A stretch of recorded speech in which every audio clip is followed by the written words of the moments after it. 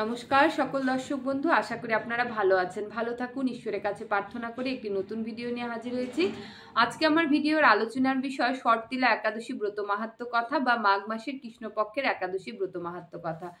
ব্রত মাহাত্ম্য কথা যারা একাদশী ব্রত করছেন তারাও যেরকম শ্রবণে আপনাদের পুণ্য লাভ হবে, যারা একাদশী ব্রত করছেন না তারাও কিন্তু ব্রত মাহাত্ম্য কথা শ্রবণ করলে আপনাদের পুণ্য লাভ হবে। একাদশী কি, একাদশী কারা করবেন, একাদশী দিনে কি কি করা উচিত, কি কি করা উচিত না, তার সেটা আগে জানা উচিত। হিন্দু সনাতন ধর্ম মতে 8 থেকে 80 সবাই কিন্তু একাদশী করতে পারে, বাচ্চা থেকে বৃদ্ধ প্রত্যেকে একাদশী করতে পারে। একাদশীর দিন শুধুমাত্র আপনারা পঞ্চশস্য গ্রহণ করবেন না, যেরকম ধান, গম, যব, ভুট্টা, ডাল এই ধরনের খাবার বা এই ধরনের খাবার থেকে উৎপন্ন কোনো ধরনের খাবারই আপনারা খাবেন না।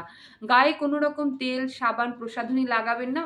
খেয়াল রাখবেন যে গায়ের থেকে যেন রক্তক্ষরণ না হয়। চুল নখ কাটবেন না। আপনারা যারা উপবাস থাকতে না পাচ্ছেন তারা কিন্তু সেদ্ধ ফল, জল এগুলো খেতে পারেন। এবার হচ্ছে একাদশীর দিন কিন্তু আপনারা পঞ্চশস্য থেকে দূরত্ব বজায় করুন। একাদশী করলে কি লাভ হয়? একাদশী হচ্ছে শাস্ত্রের মধ্যে যত উপবাস রয়েছে তার মধ্যে শ্রেষ্ঠ উপবাস ব্রত হচ্ছে একাদশীর উপবাস ব্রত। একাদশী, এবার শর্তিলা একাদশী ব্রত মাহাত্ম্য কথা কি তাই নিয়ে আলোচনা করব। ধৈর্য সহকারে সম্পূর্ণ ভিডিওটি দেখুন। শর্তিলা একাদশী একদিন মহারাজ যুধিষ্ঠির শ্রীকৃষ্ণের কাছে গিয়ে প্রণাম করে জানিয়ে বললেন যে, হে মহারাজ, মাঘ মাসের কৃষ্ণপক্ষের একাদশীর নাম কি? এই একাদশী ব্রত পালন করলে কি ফল লাভ হয়? এই একাদশীর কি ফল রয়েছে তা আমাকে সবিস্তারে বর্ণনা করুন। এই কথা শুনে ভগবান শ্রীকৃষ্ণ অত্যন্ত খুশি হয়ে মহারাজ যুধিষ্ঠিরকে বললেন, মাঘ মাসের কৃষ্ণপক্ষের একাদশীকে শর্তিলা একাদশী বলা হয়। এই একাদশী পরম পাপ মোচনকারী একাদশী।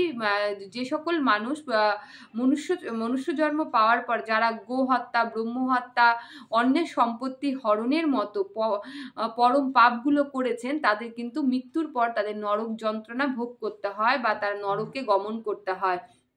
যাতে তারা নরক থেকে উদ্ধার বা গতি বা মুক্তি লাভ করে, তারা সেই ব্যক্তি যদি শর্তিলা একাদশী ব্রত নিষ্ঠা সহকারে পালন করতে পারে তাহলে কিন্তু তাকে আর এই নরক যন্ত্রণা পেতে হয় না। তারা কিন্তু অনায়াসে কিন্তু মুক্তি লাভ করতে পারে। এই হচ্ছে শর্তিলা একাদশী। যথাযথভাবে যদি এই একাদশী ব্রত মাহাত্ম্য পালন করতে পারে তাহলে কিন্তু তাদের আর কোনো রকম হচ্ছে সমস্যা হয় না। তাই যথাযথভাবে যারা এই শর্তিলা একাদশী ব্রত পালন করবে তাদের কিন্তু কোনো রকম দুর্ভোগ হবে না। তদুত্তরে ভগবান বললেন, হে রাজন, এই একাদশী শর্তিলা নামে জগতে বিদিত।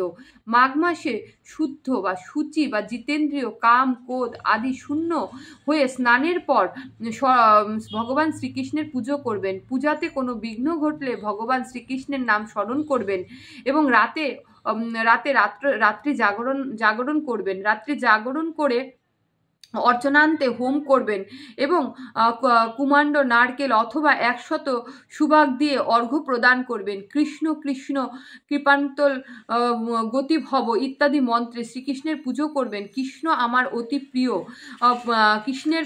কৃষ্ণ আমার প্রীতি প্রিয় হন বলে যথাশক্তি ব্রাহ্মণকে জল অর্পণ, কলস, ছত্র, বস্ত্র, পাদুকা, গাভী, তিলপাত্র দান করবেন। স্নানাদি কার্যে কালো তিল অত্যন্ত শুভ।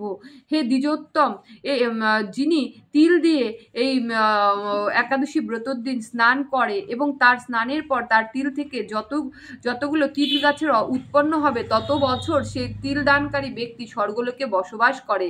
তিল দ্বারা স্নান, তিল শরীরে ধারণ, তিল জলে মিশিয়ে তা দিয়ে তর্পণ, তিল ভোজন, তিল দান, এই 6 প্রকার বিধানে সর্বপাপ বিনিষ্ট হয়ে থাকে। এর জন্য একাদশীর নাম শর্তিলা একাদশী। হরে কৃষ্ণ কৃষ্ণ কৃষ্ণ হরে হরে, হরে রাম রাম রাম হরে হরে। আপনারা প্রত্যেককে শর্তিলা একাদশী ব্রত পালন করুন এবং তার ব্রত মাহাত্ম্য কথা নিজে শ্রবণ করুন, অন্যকে শ্রবণ করার জন্য প্রচুর পরিমাণে শেয়ার করে দিন।